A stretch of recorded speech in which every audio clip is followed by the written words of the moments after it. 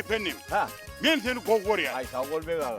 Sen hava Ha. soğuk deresin geliyor. Bana. Hava. Niye hiç soğuk? Öş bu kızıklan yanına niye hiç soğuk? Kızıklayan mı? Niye hiç soğuk? Şimdi ne yakın soğuk deresin? Dilin bunu soğuk efendim. Ay niye hiç soğuk diyene. Hava. Bana vara. Sana var. Niye hiç soğuk? Ay bu soğuk da ho. Soğuk dereyin mi? Niye hiç soğuk dünya şu hatta fikirleneyim mi? Fikirlen. Fikirlen. Onu var ya, men hele sana aydayın. Yok. Sen Ay, içinden sayla. gel ağa. He. Ben fikirlen. Ay no. Fikirlen. Ne mi soğuk? Hani Ya fikirlen. fikirlen yani. Aha, fikirlen. Aha. Ne mi soğuk dereyin? Ay sen ol ya. Dur ay ya burastur yan. Şeyle fikrini ulaştıran. Ne var? Aha. Ay fikrim şu an. Aha. Ehe. Aha. Aha. Ay yok oğlum bağıramıyorum. Bami. Baba. Aha. Hadi, Yok bırakadın. Ay sen ol ya. Dur ay ya burastur yanda ama böyle ama. Şeyle Ne mi? ay severim. Şeyle mi?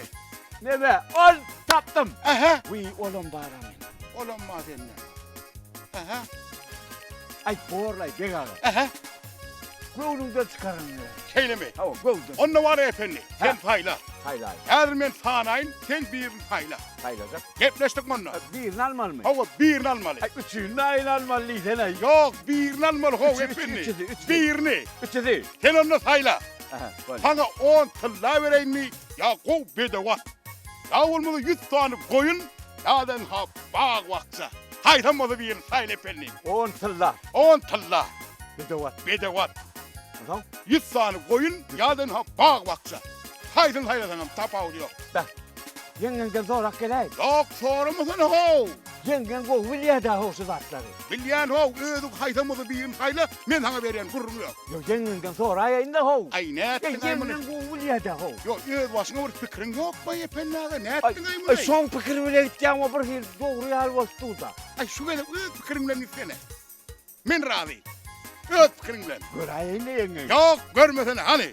Yengen gör. Sayla. Yengen gör gelay. Sayla diyen ho efendim ağa sayla. Hani. Şu hatlara Aha. yok mu görünen yok da buraya da. Mutama istiyor onur o tasarda yok da ho. Ya soğuttan bir yerin sayla.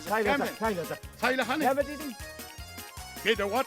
Ya. 10 tılla 100 tane koyun. Ya da bağ vaksa. Bir yerin sayla. Vallahi saylayan. Sayla. Saylayan. Sayla. Yine sayladım. Aha. 10 tırlağına 10 tırlağına al yan. Al yan. Aha. Al yan. Aha. Aldım. Alın. Bedavata da bindim. Minnin. Ha?